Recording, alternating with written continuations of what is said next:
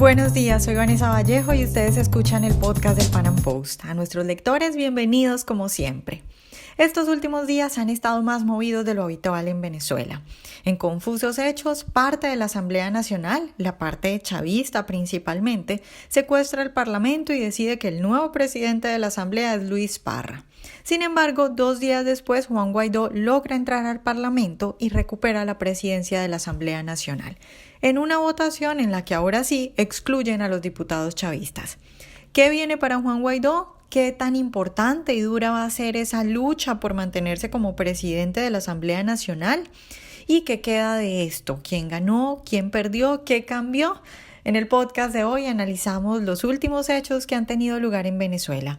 Nuestro invitado de hoy es Neomar Hernández, periodista y magíster en Ciencias Políticas y conductor del programa Y Así Nos Va de Radio Caracas Radio. Neomar, buenos días y muchas gracias por estar hoy con nosotros. No, Vanessa, un placer para mí estar con ustedes acá en compañía de la gente del Panam, a quien respeto tanto y a quienes leo frecuentemente todos los materiales que están publicando diariamente. Un gusto para mí.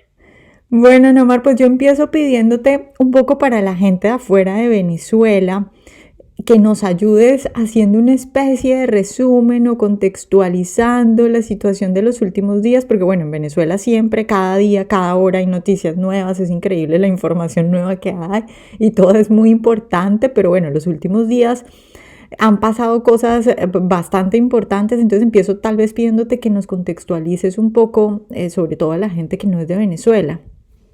Sí, bueno, lo que ha ocurrido a términos del 2019 y a comienzos de este 2020 es no más que una especie de continuación, como tú has dicho, de una película que tiene por momentos de alguna manera irrupciones, novedades, pero que en general se mantiene en términos aguas abajo más o menos normal o bajo un paradigma de continuidad en términos generales, ¿no?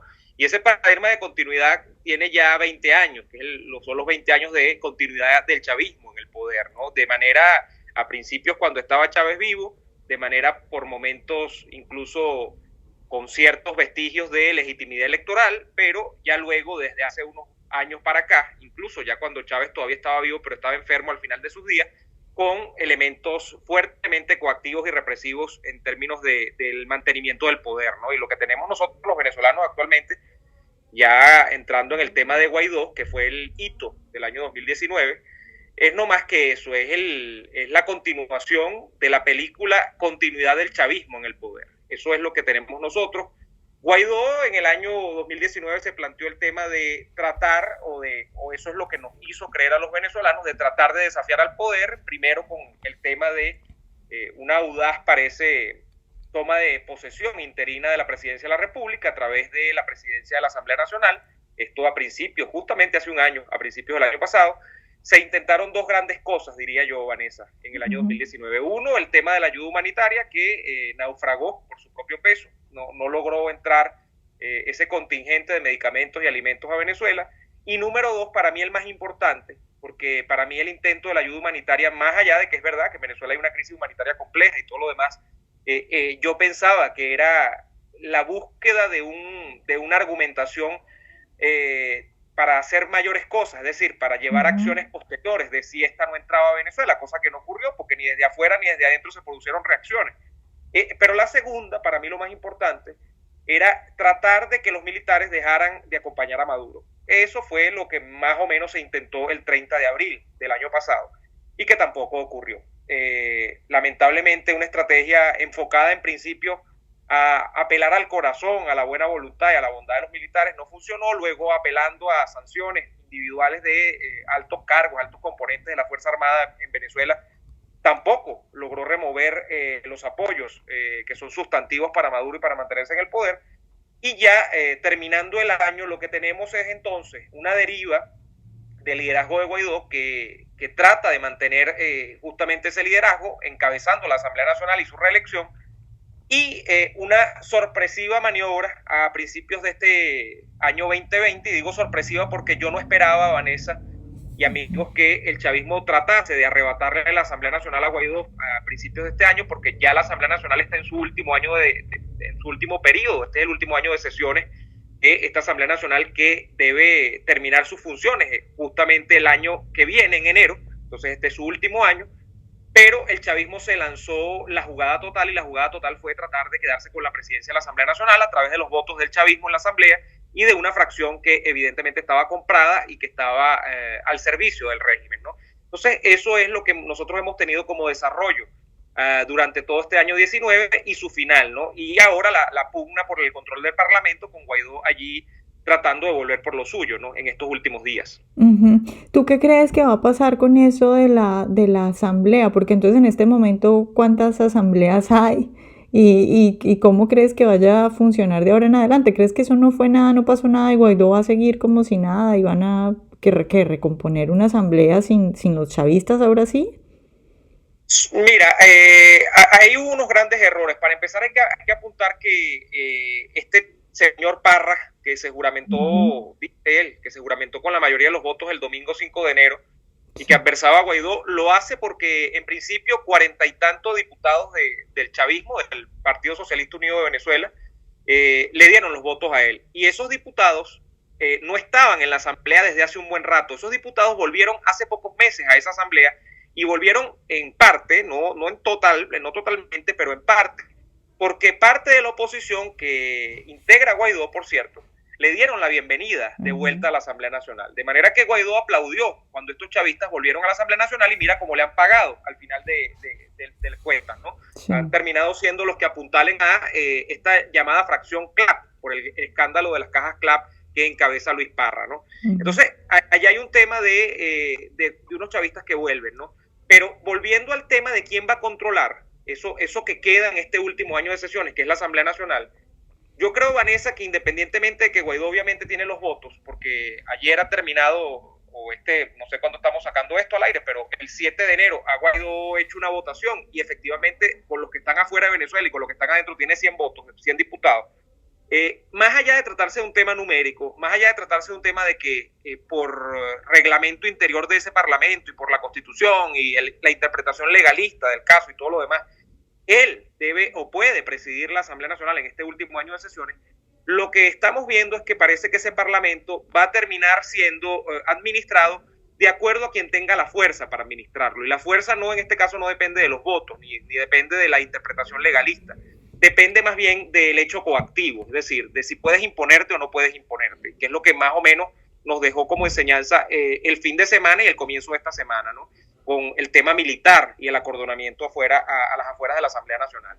Y ya en segundo término está el tema de que es una Asamblea Nacional que ha venido de alguna manera naufragando también por su propio peso, porque no ha logrado hacer prácticas y lograr ejecutorias en ninguna de las áreas en las que se presupone debe actuar, que son, por ejemplo, el tema de controlar poder ejecutivo, en este caso a Maduro. Eso no tiene nada que ver con lo que ha logrado hacer la Asamblea Nacional. La Asamblea Nacional no ha logrado interpelar ni a un ministro de Maduro, no ha logrado remover, mucho menos a ninguno de ellos, ni al propio Maduro le ha logrado, por ejemplo, controlar el presupuesto de la nación, porque eso no existe. Eso tiene que ver más con un mundo republicano, con un mundo de instituciones, que en Venezuela realmente no existe. Entonces sí, la Asamblea Nacional es un órgano importante, pero sobre todo desde el punto de vista simbólico, desde el punto de vista de la legitimidad que encarna fuera de Venezuela, porque dentro de Venezuela sus competencias son más bien limitadas, cuando no inexistentes. O sea, son cosas que pertenecen al mundo de lo ideal, pero no de lo real. Entonces, yo creo que vamos a ver poco o menos de lo que vimos el año pasado con la Asamblea Nacional. Lamentablemente, yo no creo que puedan, por ejemplo, conseguir el objetivo máximo que se supone, que es no solo el objetivo de la Asamblea Nacional o de los diputados de oposición en la Asamblea Nacional, sino de toda la oposición venezolana, que es remover del poder a Maduro de una u otra forma. Eso yo lo veo claramente instrumentalizado a través de la Asamblea Nacional, y creo que lo que vamos a ver por buen rato acá es una especie de pulseo, de pugna de poder, a ver quién puede imponer a través de la coacción el control sobre esa asamblea. Y no debes perder de vista, Vanessa, tampoco, y disculpa que la cadena, como decimos acá, que también a la sazón de que existe esta asamblea, paralelamente coexiste esta asamblea con una que en el año 17 el chavismo montó de buenas a primeras, que es la Asamblea Nacional Constituyente, que preside nada más y nada menos que Diosdado Cabello. Entonces, aquí ahora hay una pugna por el poder de la Asamblea Nacional, la vez que tienes una otra asamblea que dice el chavismo, que es la legítima, que es la Asamblea Nacional Constituyente, con las interpretaciones del caso, en virtud de que se supone que aglutina el poder constituyente, está por encima del bien y del mal, y es capaz de hacer y deshacer, y podría hacerlo, no lo ha hecho todavía, pero es una amenaza latente que siempre está allí. Uh-huh. Te voy a preguntar, no sé si haciendo un poco de abogado del diablo, pero tal vez es una duda que le surge a muchos venezolanos y a, bueno, también a la gente que está fuera pendiente de lo que pasa en Venezuela. Alguno de nuestros columnistas publicó una columna hace poco en el Pan Am Post, bueno, esta semana, después de que Guaidó se quedó afuera intentando entrar, publicó una columna en la que él se preguntaba a quién le beneficiaba todo eso. Y él concluye, o por lo menos insinúa, que para él el que se benefició con todo este show es Guaidó, porque consigue de nuevo el apoyo. Salieron incluso a Argentina, por ejemplo, a decir que bueno, que el presidente es Juan Guaidó, y vuelven los comunicados y tenemos la imagen de él entrando con sus diputados a la fuerza. ¿Tú qué piensas de eso? ¿Quién se benefició con eso? Porque todo es muy raro. Un día no lo dejan entrar, al otro día sí lo dejan entrar. Tenemos, por ejemplo, a sus, no sé si llamarlos amigos, pero por lo menos colaboradores como el señor Zambrano y como Stalin González, que ya viene siendo, no sé, mano importante para Guaidó, que estaban dentro cuando no lo dejaban entrar a Juan Guaidó. Entonces, ¿tú cómo ves todas estas cosas tan complicadas y esa pregunta tan interesante que se plantea nuestro articulista de quién ganó con todo esto? Sí, fíjate que por supuesto que hay dos vías o dos interpretaciones de qué es lo que pudo haber ocurrido desde el domingo hasta la fecha, ¿no? Y una es que simplemente, bueno, la narrativa que ofrece Guaidó, que es que no lo dejaron entrar el primer día y luego lo logró hacer en virtud de uso de la fuerza, es la correcta, ¿no? Uh-huh. O sea, asumir que es lo que nos dice, pues, uh-huh. O sea, que lo que nos dice Guaidó es que es lo correcto. Y si eso fuese así, yo tampoco vería un triunfo en nada de estas cosas, porque ¿cómo tú calibras un triunfo o una derrota dentro del escenario que plantea chavismo y oposición, o Guaidó y Maduro en este caso? Bueno, para mí las victorias o las derrotas solo se pueden medir en el hecho de que el contrario puede infligir daño real en ese adversario, ¿no? Y yo no sé cómo a Maduro le podría afectar en este caso que Guaidó vuelva a ser presidente de la Asamblea Nacional. Ok, está muy bien, hay que conceder un poco algunas cosas, y sí, es verdad que, por ejemplo, Maduro tiene complicado el tema del financiamiento, del endeudamiento, de contraer empréstitos con organismos internacionales, y para eso requiere la Asamblea Nacional. De hecho, por ahí hay gente que ha pensado que esta bravata de última hora de Maduro de tratar de ponerle la mano a la Asamblea Nacional tiene más que ver con eso, con que necesita el voto o la firma, esa especie de requisito de alguna manera burocrático, de que le avalen cualquier tipo de cosas de estas que tengan que ver con el mundo del endeudamiento, para él poder entablar conversaciones con organismos internacionales. Esa es una interpretación. Sin embargo, por eso Maduro no va a colapsar. El pilar de poder para que Maduro siga en Miraflores en estos momentos, más allá de que se le complica con el tema del financiamiento y de que se le puede constreñir su capacidad de dar dádivas, de hacer demagogia con las cajas CLAP, y para eso requiere dinero, no es esencialmente eso. Maduro está en Miraflores porque los militares lo permiten. Entonces, la variable de poder que acá se define es si tú puedes incidir o no puedes incidir en que los militares acompañen a Maduro, diría yo. Entonces, eso es si nos quedamos con el campo de la interpretación de lo que nos han vendido desde la narrativa del caso de Juan Guaidó.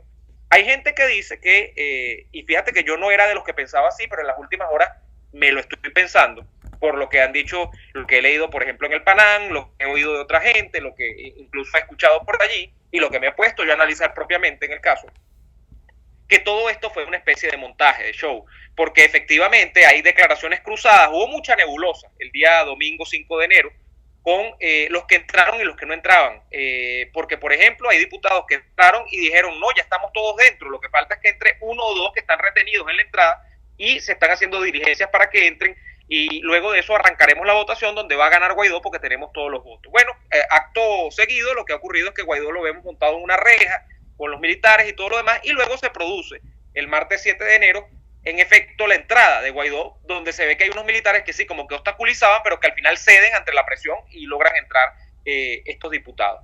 Y digo que esta interpretación puede también tener su validez porque en el mundo de la comunicación política y de las asesorías, y sobre todo en el campo de quienes están asesorando a Guaidó últimamente, Mira, hay mucho de contrainformación, hay mucho de, yo no sé si esto se le puede llamar marketing guerrilla o contramarketing, lo que sea, de apelar al sentimiento y apelar a tratar de remover la fibra del seguidor promedio de Guaidó, que la tiene bastante apagada desde hace un buen rato por la ausencia de resultados, por la ausencia de objetivos alcanzados. Y lo digo por el caso del señor JJ Rendón, que parece que es especialista en este tema de armar shows y de armar cosas para efectivamente apelar al sentimiento de la gente. Entonces, hay gente que puede pensar eso, que es que Guaidó montó todo esto para de alguna manera insuflar ánimo nuevamente a sus filas y para insuflarse ánimo al mismo, porque bueno, ya venía un poco de capa caída. Ahora, yo te diría, en términos prácticos, yo me quedo con el análisis de cómo se mueve o no se mueve el poder al final del día, o la ecuación de poder con estas cosas. Y si esto quiere ser vendido como una victoria, más allá de que yo digo, bueno, está bien, porque al final logra que no se apodere de la directiva de la Asamblea Nacional, su contraparte, que es Parra y todo el grupo que ha sido acusado de recibir miles de dólares. Más allá de eso, yo me quedo con el hecho, Vanessa y amigos, de que el esquema, la ecuación de poder no se mueve ni un milímetro. Guaidó sigue estando constreñido a la Asamblea Nacional si es que la logra controlar en este año 2020, porque yo tengo muchas dudas y por ahí vienen un poco mis preocupaciones de que él pueda sostener el control del edificio, de la oficina, del despacho de la presidencia de la Asamblea, porque ya hasta el otro señor se había metido y estaba echándose fotos y despachando desde allí. Y de allí en adelante, bueno, cualquier mundo de interpretaciones, donde estos diputados no puedan ni tener donde legislar, entonces ya comienza a hacerse como un control de daños previos, donde se dice, no, la Asamblea no es el edificio, son sus diputados, entonces ellos pueden legislar donde sea. Y mire, no, para mí eso no es así. El poder en este caso tiene elementos simbólicos que son muy fuertes, y si usted dice que usted es presidente de la Asamblea Nacional, usted debería hacer el mínimo por tratar de por lo menos preservar la oficina y preservar el hemiciclo de sesiones donde allí se desarrollan o se supone que se desarrolla la actividad parlamentaria. Yo sobre eso tengo dudas, pero sobre lo que no tengo dudas es sobre que el esquema de poder todavía no se ha movido, Vanessa. Yo veo a Maduro en la misma posición y a Guaidó en la misma posición en los que los dejé en el año 2019, de manera que las victorias, si es que acaso existen, son parciales. Yo no veo ninguna victoria definitiva o que merezca ser comunicada como una victoria a esta altura del partido. Bueno, Neomar, pues muchas gracias por tu análisis. Muchísimas gracias a ti, Vanessa. De verdad un gusto haber participado en este podcast con ustedes y bueno, como siempre sigo leyéndolos y siguiendo todo lo que hacen en el Pan Am Post. Ojalá hayan disfrutado nuestra entrevista de hoy. Recuerden seguirnos en nuestro canal de YouTube y en nuestras redes sociales y nos vemos en un próximo Pan Am Podcast.